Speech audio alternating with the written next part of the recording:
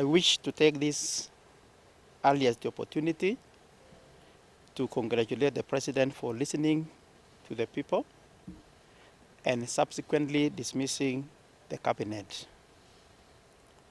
His action was a demonstration that indeed sovereign power belongs to the people, as captured under Article 1 of the Constitution. And also it is a message to all of us that our President is a listening President. The noises that we have been having, the President has acted, and on my own behalf and on behalf of the residents of Bomet, I want to congratulate the President for that very bold move that he took yesterday by dismissing the cabinet. I want also to believe that, as he mentioned yesterday, that he will be consulting widely, that the people will be appointed to that position will be a people that will support the President in his agenda, a people that will be humble enough to listen to everybody, even the border guys, the mamambokas, as we mentioned when we were campaigning. So we are praying for the President for God guidance and wisdom as he do the consultations and as he prepares to appoint a new cabinet. Otherwise, I want to assure him of my support and the support of the people of Bomet. Pongezi sana rais kwa ile kazi ulifanya jana. On the same breath, I wish to commend everyone who took part in exercising their constitutional right to assemble, picket, and present their petitions to my office yesterday. Of course, you remember I mentioned the day before yesterday that I will be receiving visitors. In the evening of the same day, I think it changed because I expected to see chances. But unfortunately, I think the story changed and the issues changed. But all the same, we want to listen because everybody who participated yesterday is a resident of Bomet, and at the end of the day, we must listen. So that is the beauty of our democracy. However, I wish to condemn what happened. The violence that was witnessed was uncalled for. And from the talks in social media, and later on when they addressed the press outside my office, everybody called the message and the intentions of those demonstrations yesterday. They were out to destroy property, and they were out to kill. They were after lives. And you can get from this, the speakers who spoke yesterday. One even was threatening that and telling me that you are lucky that we didn't get you. Otherwise, it will be a different story. So that is a very clear message that probably the multitude meant well for all of us. But a few individuals wanted to take advantage of that and destroy our properties and even kill some of us. That is the message, and that is what we can decode from the speeches that were made yesterday. So that one we want to condemn. And it is unfortunate because that demonstration was led by a member of our county assembly. And I want to call upon the assembly to take the necessary actions against that member. Even leading demonstrators to the assembly itself was uncalled for. So I think the assembly, the speaker, and the relevant committee in the assembly should take actions against that member. Otherwise, I want to confirm to you that I did receive your memorandum. I have your issues. It's before me, even as I'm speaking. And I will go through and address some of those issues and maybe give you response where it is required. Otherwise, we don't want violence and disunity in our county. I want to congratulate the president. The genesis of some of the things that we are witnessing, especially the fights that we have, is one of the members that was dismissed yesterday. Some of the monies that were used in organizing those demonstrations came from the same fellow, and I've been complaining. But finally, thank God, I have been vindicated. What I've been saying all along, you saw the way people are celebrating. It's not only Bomet, yeah? The 47 counties. So that means Barchok has been right all along. Had we listened to ourselves when we spoke earlier on, we would not be where we are at the moment. But we thank God that the genesis of our problems is over. And I am looking forward to a new beginning, even in terms of relationship with our leadership in Bomet. Otherwise, Rais, thank you, Sana. Thank you so much for solving our problem. And for solving a problem for so many of us in this country. Because as much as 22 CSS were sent home, I think only one was isolated, and you saw the way people were celebrating. I'm also celebrating, and maybe the course of this day, I will invite you to some celebration, because now Bomet is back to the right track in terms of our relationships and even in terms of development. Thank God. Mungu ni nani? So my office wishes to acknowledge the receipt of your petition, as I have mentioned. That was received by the security officers, and the reason why it was received is because of the reasons that I have mentioned, because intelligence revealed that the demonstration was not peaceful. They were coming after me, after my life and properties of the county. So, but I want to thank the security officers they received, and subsequently the same was delivered to me. We commit to carefully peruse through all these concerns as captured in the document you submitted, after which we shall be informing the public about our next course of action. However, there are some few things I want to address. Partly some of those issues have been mentioned in your petition. I want to start with water. I don't want to look like I'm very responsible. I'm listening because I'm also affected. When you don't have water in your businesses, particularly in Bomet, I also don't have water in my office.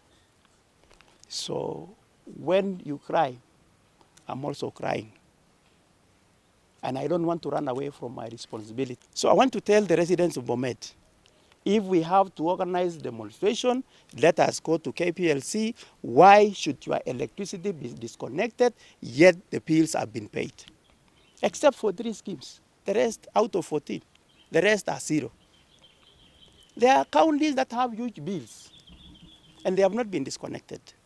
Every time we go to our local KPLC offices, we are told these are instructions from above. Thank God, some of the people were removed yesterday. And I want to tell our senator, because he also is part of this problem, please let us not take advantage of our misfortunes, the pressures that we have, the challenges that we have to play politics. And at the end of the day, our people are suffering. And the reason why I'm saying that, I know. I didn't want to go public on the same, but I don't want to take blame at the same time. Everybody has to carry his own cross. And if you want to use your connections up there to disadvantage the people the people who elected you, shame on you. And this is the same thing that happened even with our dam side. And the person who was leading demonstration yesterday, Victor himself, can confirm that. Because at some point I was using my phone, talked to him, and then I used the same phone. Victor talked to him on the issue of the dam side. But instead of assisting us, he went round. Now anaambia watu wakanyagie so that I can feel. I'm not the one who is suffering. It will be the people of Bomet. Similarly, the ICT center in the software factory. They went to the offices, to the ministry, telling the ministry that there is no land. This one should be taken to another place.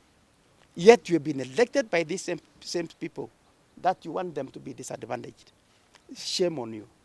And I'm not going to take it any more lightly. I've been suffering for long in silence. So it is high time that everybody takes responsibility for whatever actions that they are part of. I don't want my people to be disadvantaged. I have my budget, I have a responsibility, and I want to tell you, don't blame my MCAs. I don't expect an MCA to stand in public and prosecute issues. They have a forum where they do that. That I want to mention is on salaries. And I want to say, hakuna mtu achalibwa in the executive, except for water company that has been having its own problem.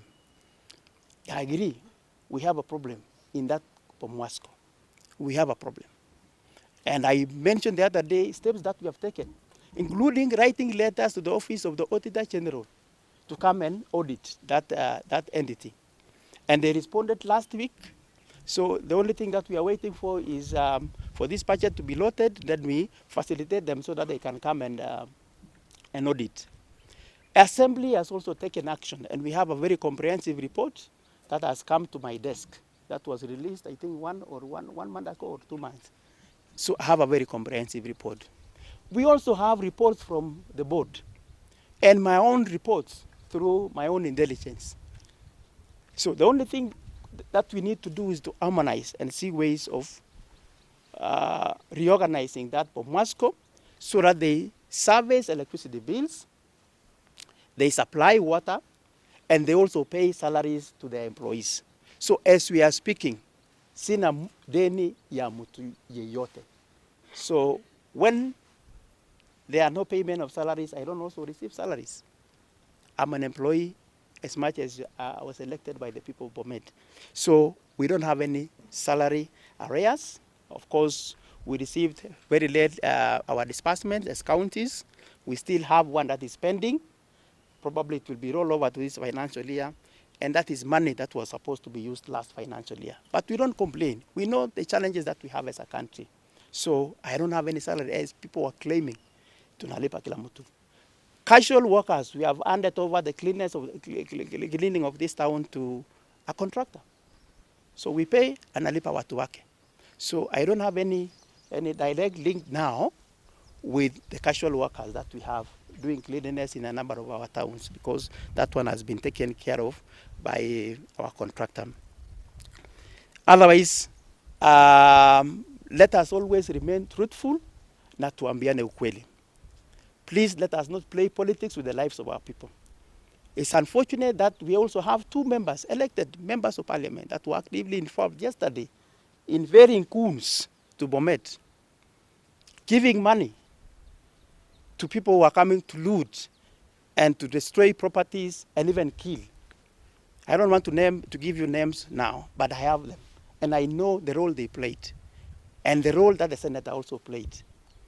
I was shocked yesterday when he mentioned in a live interview in a studio that is the one who informed me of the existence of a document in the website of Auditor General.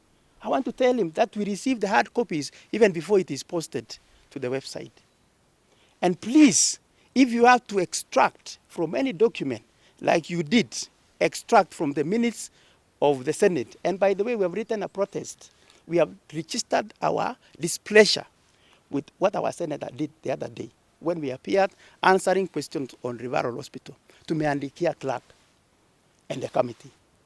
You can't take the minutes. That is confidential document. After all, that report has not been adopted by the Senate. So why do you share with the public? Why do you share? I will excuse somebody who is not a lawyer, but Wakili is a lawyer. So please behave and let us give the right information to the public. Let us not misinform the public. Let us not edit public documents just to suit the message that you want to give to the public. I don't run away from my responsibility. I don't run away from accountability. And I want to be transparent to the people of Bomet. And I've said, please, if there is any issue, ask. And that is why even I go sometimes, most of the time I'm in these radio talk shows. And I've encouraged even the presenters, please, if there is one person who has been criticizing my administration, I want you to give that person, let him ask a question or ask the question, and I will respond. Because I don't want him or her to discuss me when I'm not there to answer. So I'm open. And I've said the first person that I'm serving is our supreme being, that is our God. You may not understand my intentions, but there is one who understands. So I've served you in good faith. And it is always my principle that we build good relationship with all the leadership. In fact, at some point, nilikuwa nimewaambia watu wa Nairobi, pambana na Nairobi, muone vitu vimeingia nyumbani. By the way, 85% of our budget is in Nairobi. The one that I'm talking about is 15%. So we want to also to fill the 85%. And I want to believe we'll be able to fill, because part of the problem that we are facing is what was cleared yesterday. Even the 150 million mliambiwa ya barabara ya lami. Is it the same thing? Kila naenda naona hapo Kenya Women imepomolewa. After 2 weeks, the same place. So is that where we shall spend the 150 million that was meant for upgrading, or I don't know, barabara kwa hii town? So, but I want to thank God that the president has cleared the way for us so that we can also benefit kama watu wa Bomet. So please, let us not play politics with the people of Bomet. Today, twende siasa. From today, twende siasa. I will not be keeping quiet. So, hata wewe usinyamaze. So, twende 100% siasa. But I want to promise the people of Bomet that I will deliver. Charge me on my performance in 2027. As much as I've talked that nitaingia siasa vizuri, I will not fail you, because mumeniheshimu and you have given me a chance to serve as the governor of Bomet. So I will not fail in that, because by failing you, I'm first of all failing God, who has given me a chance. And for your information, anybody who has fought me, I normally say I serve under the grace of God.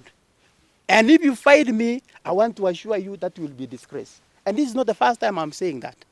And a number of people who have done that have been disgraced. Because sina ubaya na kila mmoja wetu. I don't have. And I am not saying that for the sake of politics. Sina ubaya, sina moyo mbaya na whoever. Even my opponents, wenye tulichapana nao kisiasa, sina ubaya. Siasa ni siasa. But when it comes to service, when it comes to respecting you as an individual, as a person, when it comes to respecting your family and respecting everybody, ninafanya hiyo kwa moyo wangu. And this is, I've not changed. This is what I was when I was a class teacher. This is what I was when I was a deputy governor. This is what I am when I'm the governor. And this is what I will be tomorrow. I don't know. Ile itakuja kesho. But I know I will not change. And I know I will not let you down. So be open. Tell me, when we meet in function, tuelezane lakini kwa njia ya heshima. Sawa sawa? That is what I'm just requesting. Otherwise, I think those are some of the issues that I wanted to address. Ako ambacho kitawatesia ngipsigis.